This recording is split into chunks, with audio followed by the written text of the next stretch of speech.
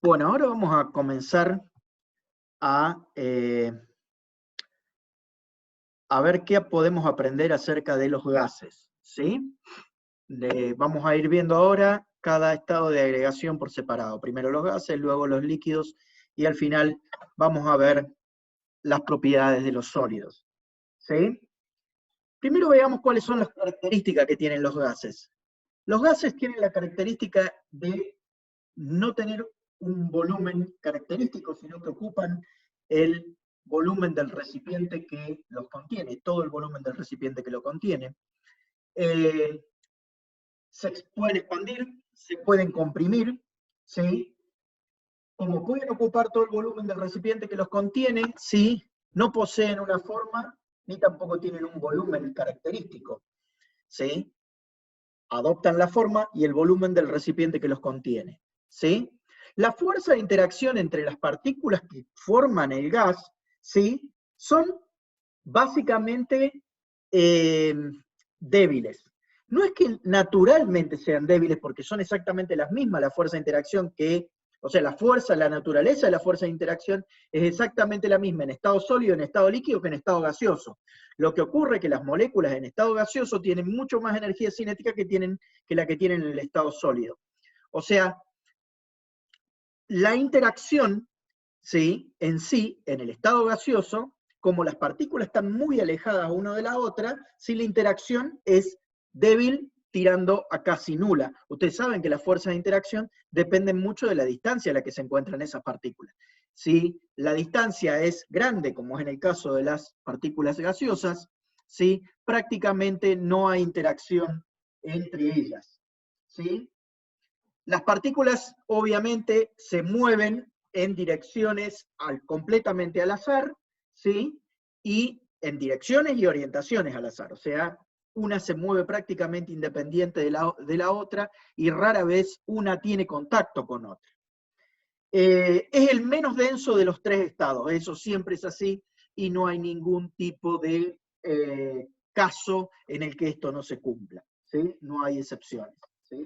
Es el menos denso de los tres estados por mucho, ¿sí? Por lejos es el menos denso de todos. Bien, aquí hay una lista de sustancias gaseosas a 25 grados centígrados y una atmósfera de presión, ¿sí?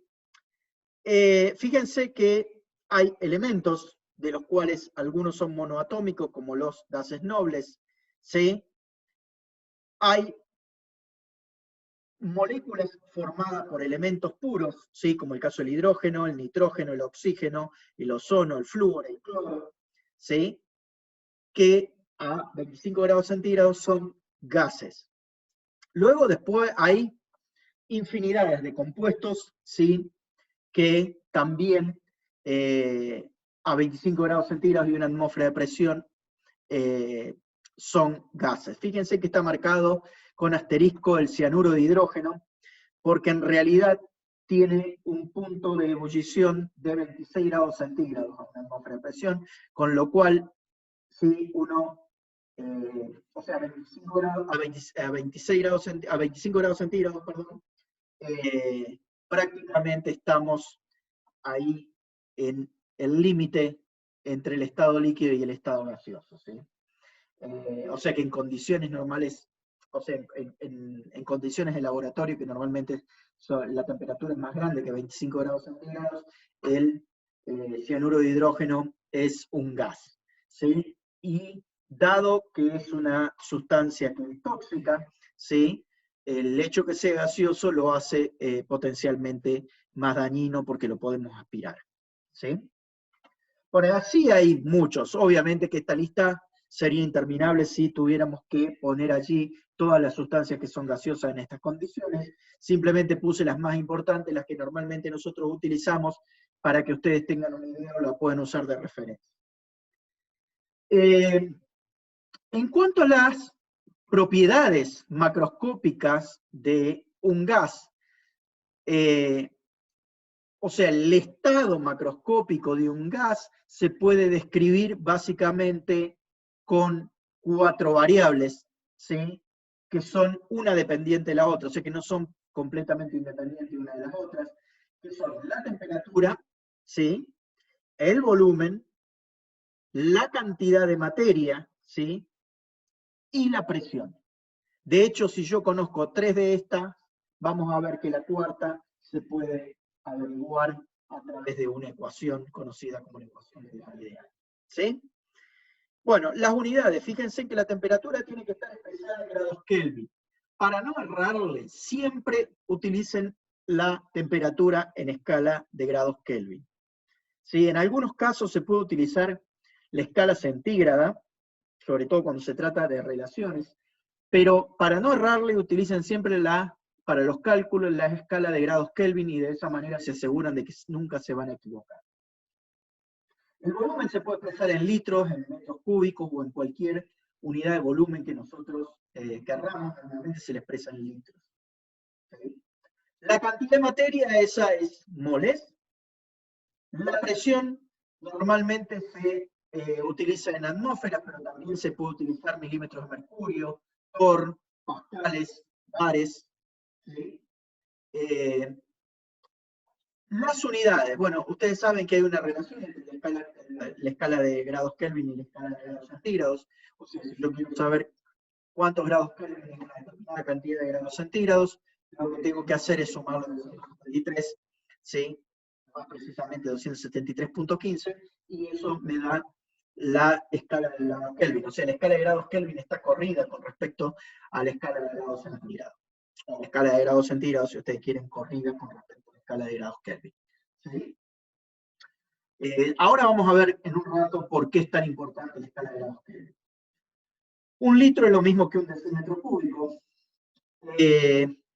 Y después, fíjense que hay aquí les presento cuáles son las relaciones entre todas estas magnitudes en las que se puede medir la presión. ¿Sí? O sea, 1 por 10 a las 5 pascales es aproximadamente una atmósfera son 760 milímetros de mercurio, que es lo mismo que 760 torr, que es lo mismo que 1.01 bar. ¿Sí? Lo que les decía, ¿sí? Fíjense, nosotros aquí en la imagen tenemos un gas, y si nosotros tenemos un termómetro para medir la temperatura, conocemos el volumen del recipiente que lo contiene, ¿sí? Y tenemos un instrumento, ¿sí? Que nos permita medir la presión, ¿sí? O sea, un barómetro para medir la presión, nosotros podemos saber o podemos caracterizar ese gas sin ningún tipo de problema. Veamos entonces, fíjense que de todas las magnitudes de la temperatura nosotros ya la vimos, sabemos de qué se trata.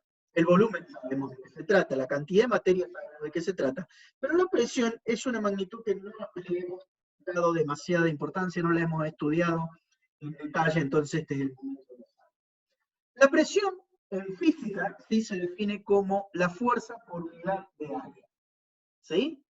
Fuerza aplicada, o sea, si yo quiero saber cuál es la presión que mi dedo ejerce sobre la planta de la mano, lo que necesito determinar es con qué fuerza yo estoy empujando con el dedo y cuál es el área de contacto entre mi dedo y la palma. Si yo divido luego esa fuerza por ese área, lo que obtengo es la presión. ¿Sí? Obviamente, para una misma fuerza, a medida que yo agrando el área, se achica la presión. Si yo achico el área, se aumenta la presión, ¿sí? O sea, la presión es inversamente proporcional al área y directamente proporcional a la fuerza, ¿sí? Si yo me empujo así con el dedo, no me hago daño. Pero si yo pongo en la punta de un dedo un alfiler y me empujo con la misma fuerza, realmente puedo hacerme daño. ¿Por qué? Porque el área sobre la que estoy aplicando la misma fuerza, ¿sí? Cuando tengo un alfiler es mucho más chica, por lo tanto la presión va a ser mucho más grande. ¿Sí? Es exactamente lo que se quiere representar con este dibujo que ustedes tienen aquí a la derecha, en donde se ve, ¿sí? Se supone que le estamos aplicando la misma fuerza, porque tenemos el mismo martillo, la misma persona, en un caso un clavo, y en el otro caso es un pino de bowling. ¿Sí? Obviamente el área de contacto en un caso es mucho más grande, el pino de bowling nunca va a traspasar la pared, ¿sí? Mientras que el clavo sí se puede incrustar en la pared, porque en este caso la presión es mucho más grande que en este otro caso, ¿sí? Para la misma fuerza, el área de contacto es más chica y entonces la presión es más grande. ¿Está claro? Las unidades de la presión en el Sistema Internacional de Medida es el pascal, ¿sí? El pascal son, en realidad, es la medida de Newton dividido metro cuadrado. O sea, la fuerza en el Sistema Internacional de Medida se mide en Newton y el área en metros cuadrados. O sea, que Newton dividido metros cuadrados es lo que es un pascal. ¿Sí? Luego aquí abajo vuelven a estar exactamente las mismas relaciones que les había mostrado anteriormente. Y después ya vamos a ver de qué se tratan los milímetros de mercurio, los torr y las atmósferas. ¿Sí?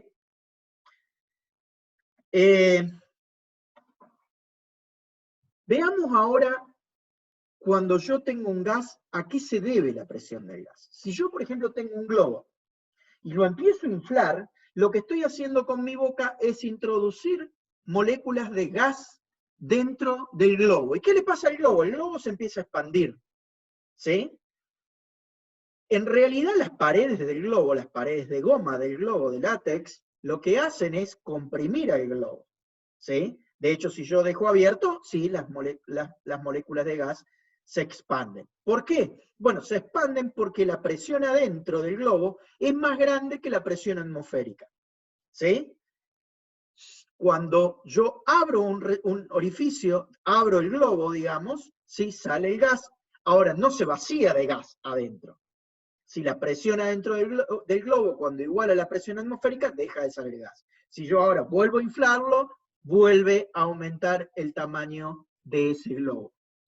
Evidentemente, si yo tuviera ahí adentro un manómetro que me permitiera medir la presión, ¿sí? Lo que yo vería es que a medida que yo voy inflando, aumenta la presión. Ahora, ¿qué es lo que hace que aumente la presión? ¿A qué se debe a nivel molecular la presión? Bueno, la presión se debe pura y exclusivamente al choque de las moléculas, ¿sí? Gaseosas sobre las paredes del recipiente, ¿sí? Mientras más moléculas yo meto adentro, asumamos que todas están a 25 grados centígrados, o sea, temperatura ambiente, o sea que todas en promedio tienen la misma energía cinética, con lo cual todas viajan a la misma velocidad, pero si yo meto más moléculas, hay más choques por unidad de tiempo, por unidad de área, ¿sí? Y por lo tanto la presión aumenta. ¿Se entiende? Entonces, la presión en los gases se debe al choque de las partículas gaseosas con las paredes del recipiente. ¿Estamos?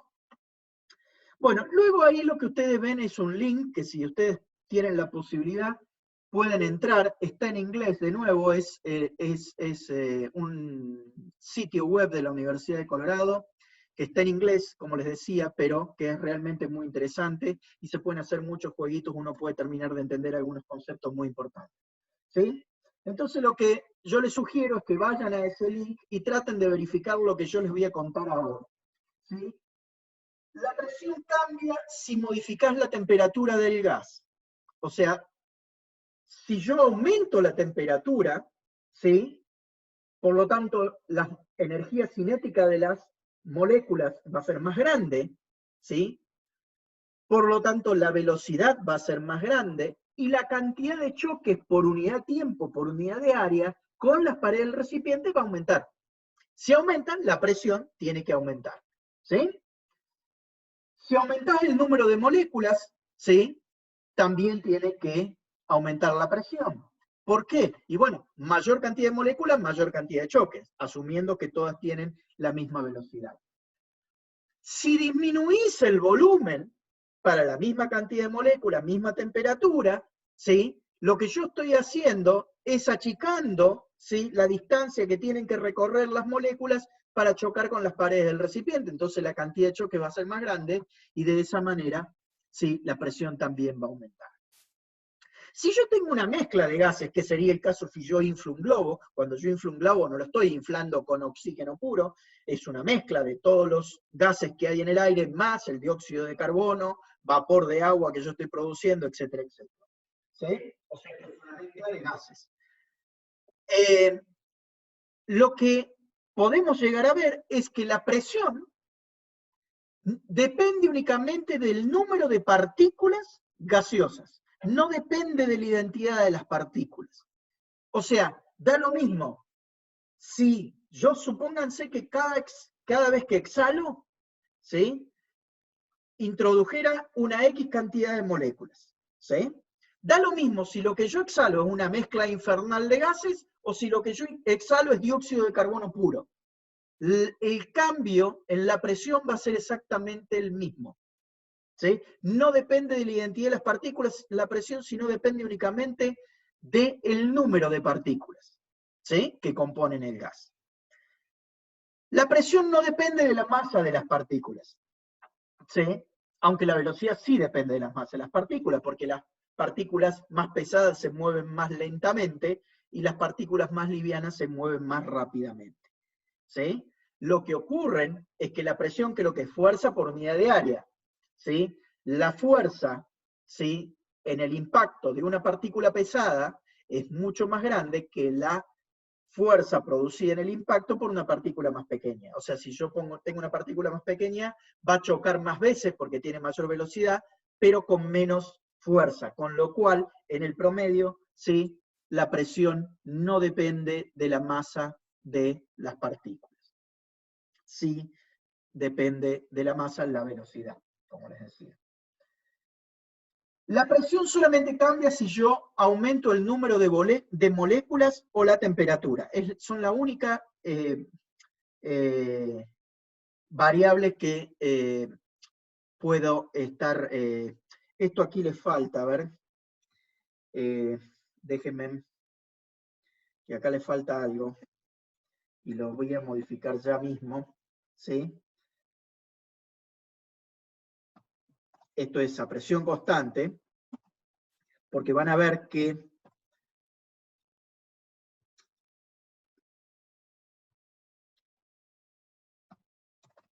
a volumen constante, ¿sí? O sea, a volumen constante, van a ver que ustedes en la aplicación pueden bloquear pueden bloquear el volumen, pueden bloquear pueden bloquear la presión y pueden bloquear la temperatura, o sea, mantenerla constante. Si ustedes mantienen constante el volumen, lo único que hace cambiar la presión es si ustedes cambian el número de moléculas o la temperatura. Si ahora bloquean la presión constante y cambian la masa de las moléculas, van a ver que el volumen permanece constante. Esas son cuestiones, pueden hacerse un montón de otras relaciones, si estas son las que yo les sugiero que vayan explorando en este simulador. Veamos qué es lo que es la presión atmosférica.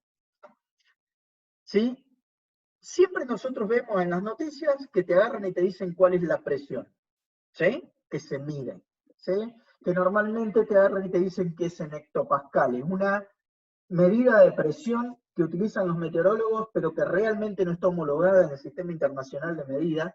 Pero bueno, la medida hecto existe, el hectómetro, el hectolitro, y también existe como es el hectopascal. ¿Qué es lo que es la presión atmosférica? Bueno, ustedes saben que sobre nosotros tenemos la atmósfera. La atmósfera tiene unos 200 kilómetros, ¿sí? Ahora, ¿qué pasa si ustedes tiran una pelota para arriba? La pelota cae. O cualquier cuerpo que ustedes tiren para arriba, el cuerpo cae. La pregunta es ¿por qué cae?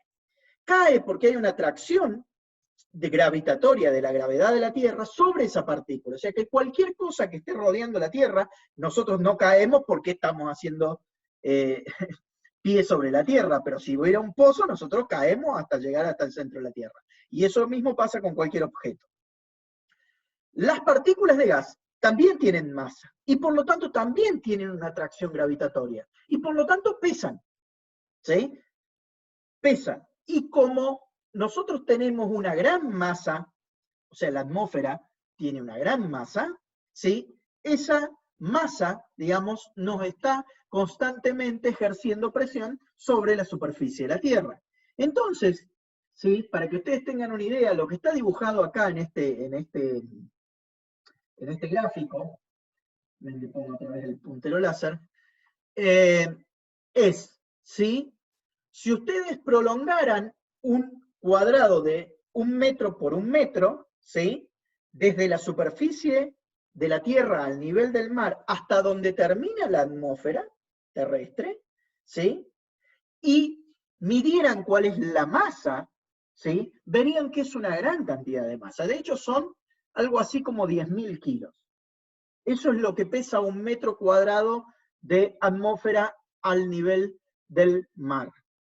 ¿Sí? O sea que nosotros en todo momento, nuestro cuerpo está soportando esa cantidad de masa sobre nuestros hombros. 10.000 kilogramos, para que ustedes tengan una idea, son más o menos lo que pesan 2 elefantes. ¿Sí?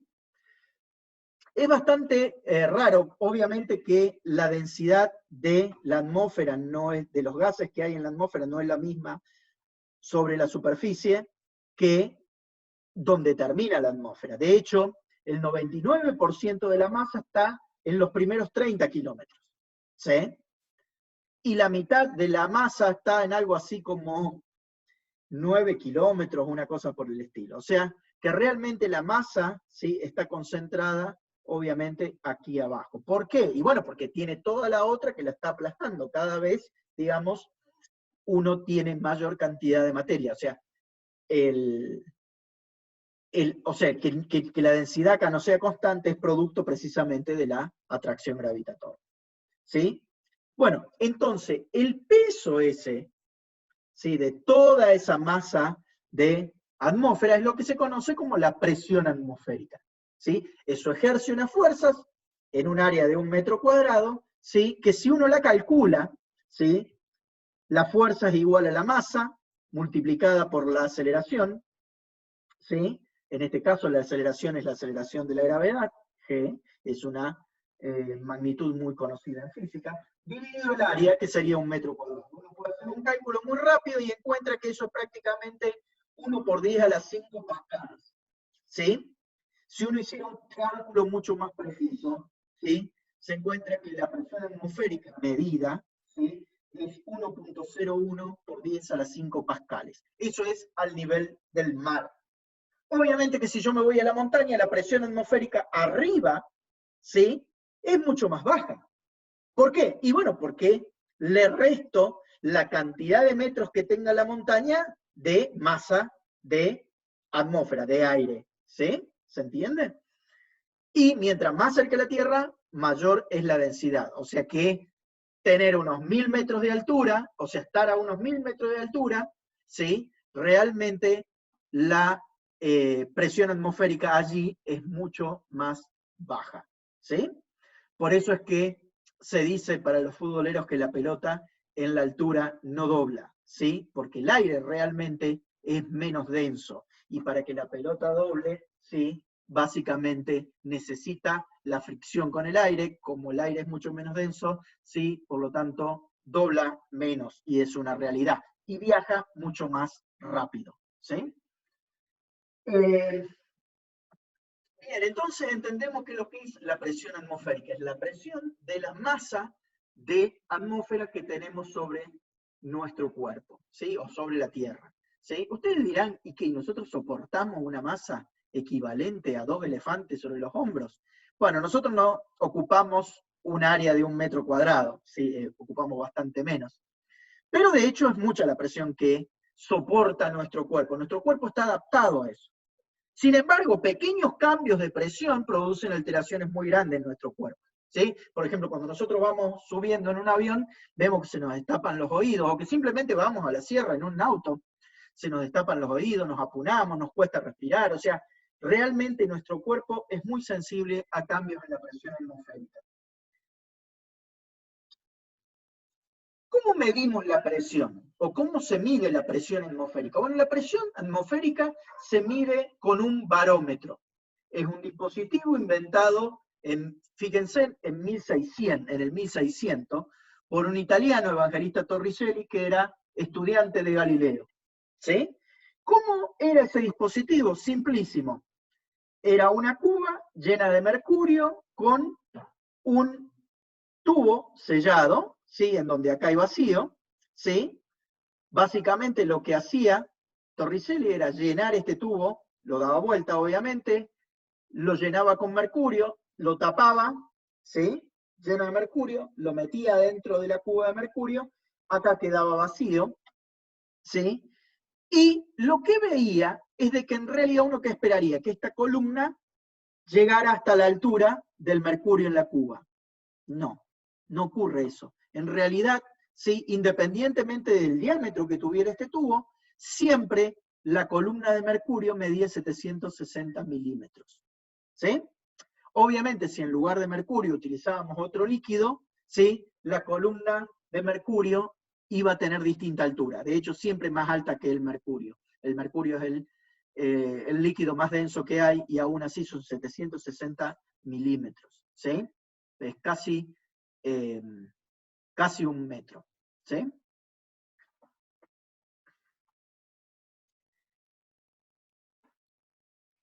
Bien. Fíjense que la presión atmosférica tiene su propia unidad de presión, que es la de milímetros de mercurio. ¿Por qué? Porque esa fue la manera en la que la midió Torricelli, ¿sí? Lo que midió es la altura de esta columna de mercurio. Entonces, como medía 760 milímetros, ¿sí? La presión atmosférica son 760 milímetros de mercurio. ¿Sí? También se la llama a los milímetros de mercurio de manera equivalente en torr. O sea, decir milímetros de mercurio y decir torr, numéricamente estamos hablando del mismo valor. ¿Sí? La presión atmosférica estándar, ¿sí? Entonces, es 760 milímetros de mercurio. ¿Sí? Que es, como dice ahí, la presión atmosférica requerida para soportar una columna de mercurio de exactamente 760 milímetros de altura. ¿Sí? Esta presión normalmente también se la conoce como una atmósfera. ¿Sí? ¿Por qué es que realmente esta columna de mercurio no baja hasta este punto? Bueno, porque la presión acá es cero, ¿sí? Porque acá hay vacío. O sea, no hay nada acá que esté presionando esta columna para abajo. Por lo tanto, la presión en ese punto y en este punto tiene que ser exactamente la misma. ¿Se entiende? Porque si no, esta columna se movería. O sea que el peso de esta columna de mercurio es el equivalente al que produce en esa área, es equivalente a lo que produce la presión atmosférica sobre esa misma área en esta región. ¿Se entiende? ¿Estamos? Eso es, digamos, fluidos, algo elemental en la teoría de fluidos de física. ¿Sí? ¿Cómo se mide la presión atmosférica? Bueno, la presión atmosférica se mide con un barómetro. ¿Sí? Los manómetros miden las presiones de manera general de cualquier gas contenida en un recipiente cerrado. ¿Sí?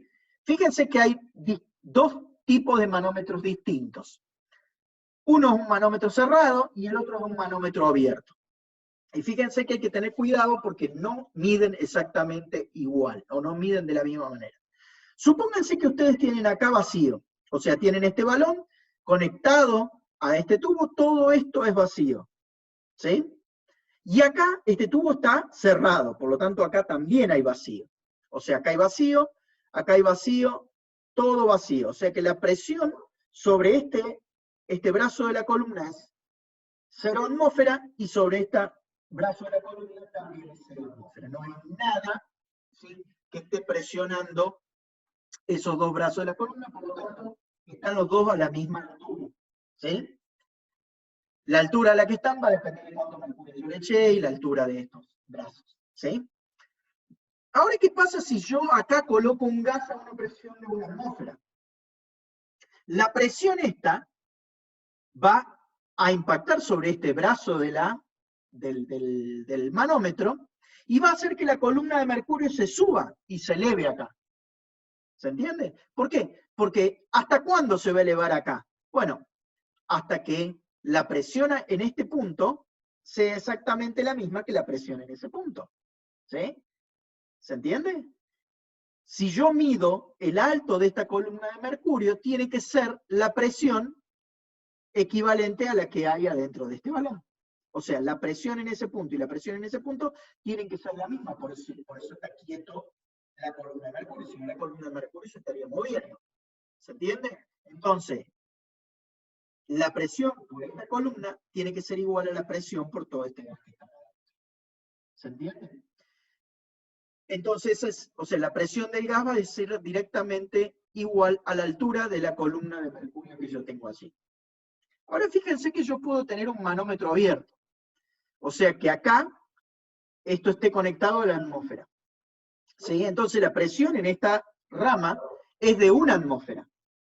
Si yo pongo un gas acá, si yo pusiese vacío acá, ¿sí? Directamente todo el mercurio se me iría acá y terminaría acá adentro. ¿Por qué? Porque la presión atmosférica empujaría, ¿sí? Y me traería el mercurio hasta acá adentro, ¿sí? Porque acá no hay nada, al haber vacío, la fuerza sobre este brazo sería 0, ¿sí? O sea, la presión sería 0. Si yo pongo una atmósfera acá, y como tengo una atmósfera acá, lo que yo voy a ver es que los dos brazos están a la misma altura, ¿sí? O sea, la presión siempre en la punta de ese brazo y en la punta de ese brazo, o sea, a la misma altura, tiene que ser la misma.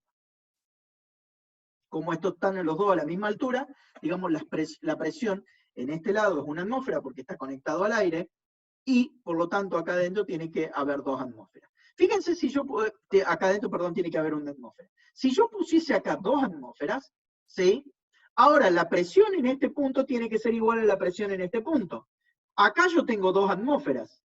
Por lo tanto, acá también tengo que tener 2 atmósferas. Quiere decir que a la presión de una atmósfera que ya tengo acá, le tengo que sumar otra atmósfera de presión en milímetros de mercurio. O sea que yo directamente acá voy a medir 760 milímetros. ¿Sí? Si acá pusiese 3 atmósferas, en lugar de 760, estaría midiendo el doble. ¿Sí? O sea que en un manómetro abierto, la presión del gas es la presión atmosférica más la altura de la columna de mercurio. Una cosa muy importante nuevamente, si esta altura es independiente del diámetro del manómetro, es independiente del diámetro del tubo que yo estoy utilizando. Son 2 formas que yo tengo para medir la presión en un recipiente cerrado. Fijémonos, acá tenemos un manómetro abierto, ¿sí? Paremos acá y después seguimos.